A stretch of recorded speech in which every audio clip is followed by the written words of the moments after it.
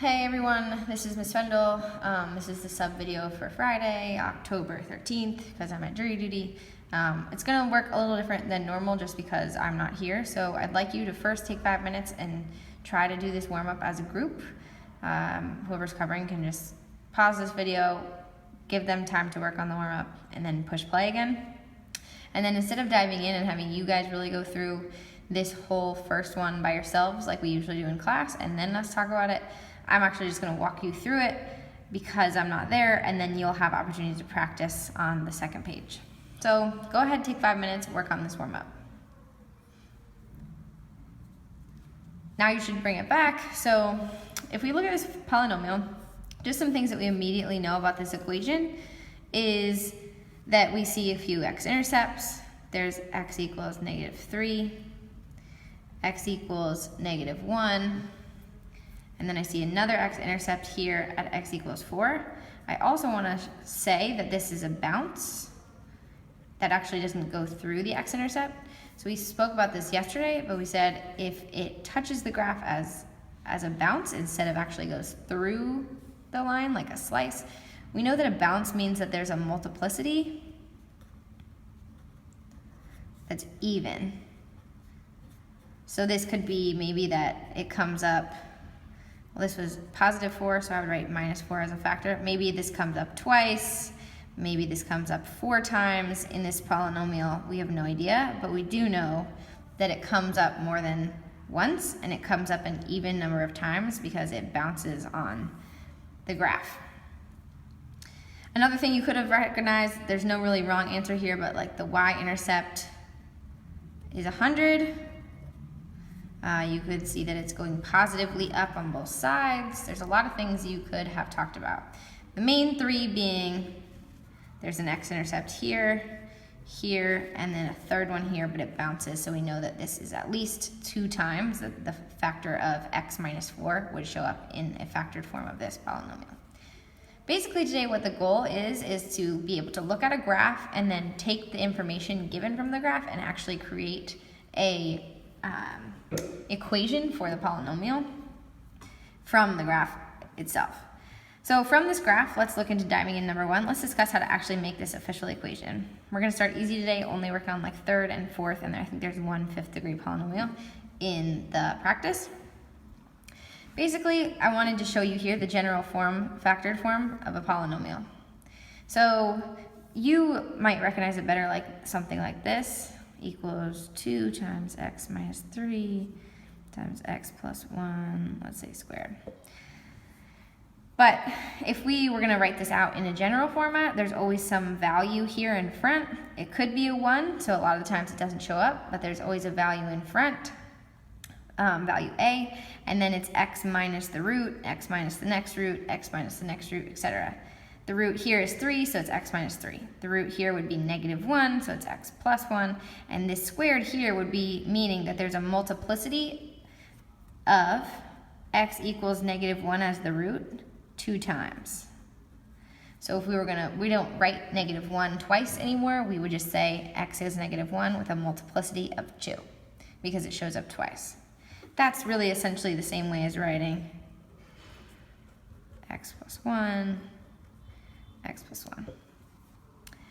So it says here just like where a represents the leading coefficient, it's an unknown value, it could be 1, and r represents all of the x-intercepts or roots of the polynomial. So we're going to assume that the graph from above has a degree of 4. So let's assume the graph above has a degree of 4. If we know it has a degree of 4, then we can use this graph to create the equation in factored form, and then if we wanted to, we could then actually use the box method and multiply all this out and get it into expanded form. The reason I only now have 4 r's or 4 factors here is because it said it was a degree 4 polynomial, so I know that there won't be more than this because that would end up giving me like x to the 5th or x to the 6th, and I know that that's not possible. So if I know that this is a degree of 4, I can start actually finding the values of r1, r2, r3, and r4, and then finally a. So let's start by answering question A. What are the x-intercepts that you can clearly see here? Well, we already discussed them. We talked about them in the warm-up. X is -3, -1, And then we know it's 4, but we know it's at least twice. Because the multiplicity up here, the bounce, meaning it needs to show up at least twice, or at least 4 times, or 6 times. It's always going to be an even value. So I'm going to start by just doing 2, and if we need to add more of them, we can. B, what are the multiplicities? Well, we've already kind of talked about this, but x equals -3. Multiplicity is just 1. X equals -1. Multiplicity is also just 1, because it only has one of the zeros.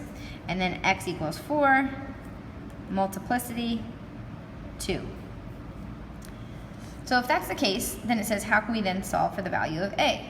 Well, I'm going to go ahead then and start setting up this formula. F of x equals, I still don't know a, but I can start using all of my other information to see what else I can plug in. Say the first root is -3, that means I know it's going to be x plus 3 as a factor. My next root is -1, so I know my factor would be x plus 1.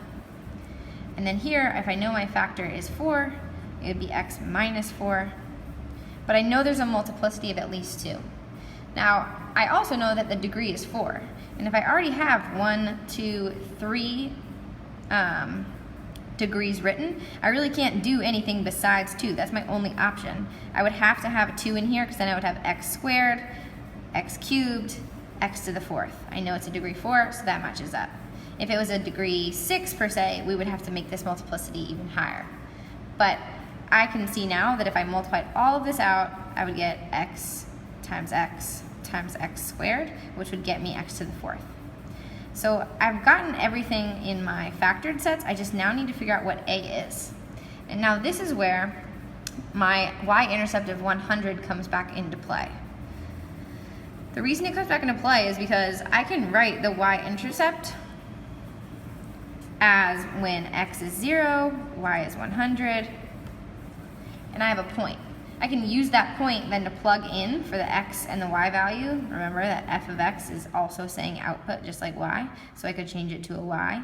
I could plug this in as 100, and then I could plug in x, all of these x's as 0, and then I would only have the actual variable a left. So let's do that. Let's plug in 100 for y. I'm going to solve for a, so I'm going to leave that as a. And then I'm going to plug in, every time I see an x, I'm going to plug it in with 0 this point. So 0 plus 3, 0 plus 1, 0 minus 4 squared. So now I have 100 equals a, I'm just going to simplify this, 3, 1, -4 squared. Remember PEMDAS, so when I'm going to do my order of operations, I want to square -4 first. And -4 times -4 is a positive 16.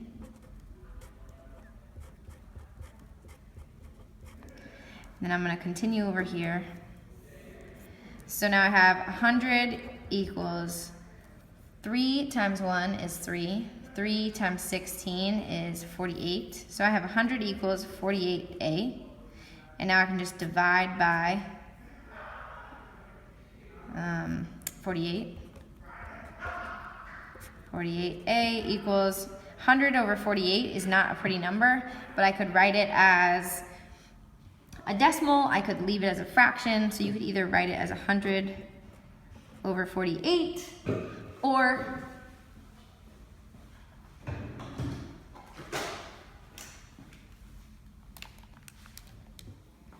2.08333 repeating. I kind of like the fraction better because then it means that I'm not changing the value and I'm not writing an ugly decimal. But now I have my value of a. So now all I have to do is go back into this original equation that I plugged in all my roots and then have an a value here. So my official final equation for the function f of x is f of x equals 100 over 48 times x plus 3 times x plus 1. I'm running out of room here, but times x minus 4 squared. So this would be my final polynomial. So I'm going to have you use this information and this example to then go to the next page. Mine's super messy because my pen bled through, but there are 3 examples here, so I'm giving you the degree, which means you already know that there's only going to be 3 factored sets, or for this one, degree 5, for the next one, degree 4. And I want you to use the points and the graph and the y-intercepts and the x-intercepts to create the entire equation here. Then, number 4 and 5 tell you the degree and the x-intercepts and the multiplicities, but without a graph. It's still the same exact process, it's just you're using words instead of a picture to find the exact same thing. Once you've done that, that's 5 problems, it shouldn't take you too long. Once you've done that, you have homework. The homework is on the next page, and this is just more practice on the factoring video that you watched last weekend, which half of you still have not watched, by the way. But that video that you A, need to watch because it's on Edpuzzle and it's gonna go in the grade book. B, was difficult, so you need to make sure that you watch it so that then you can work on these extra practice problems. There are 12 total. You have a whole weekend. The factoring needs to, or you need to follow these directions, but then I know that you're gonna hate this, or some of you will, but the answers are on the back, but that's for a reason. I want you to actually do it and then see if you did it right. So use the key and trust that, like, I'm not gonna, the reason I'm giving you the answers is so that you actually try the process, not just cheat and go to the answer, because then you still have no idea how you got there. So this is a way for you to check if you're doing it correctly or not. Otherwise, you should be good to go. I'll see you on Monday. Hopefully, if I'm not on this crazy trial, I'll keep you guys updated and go ahead and get to work.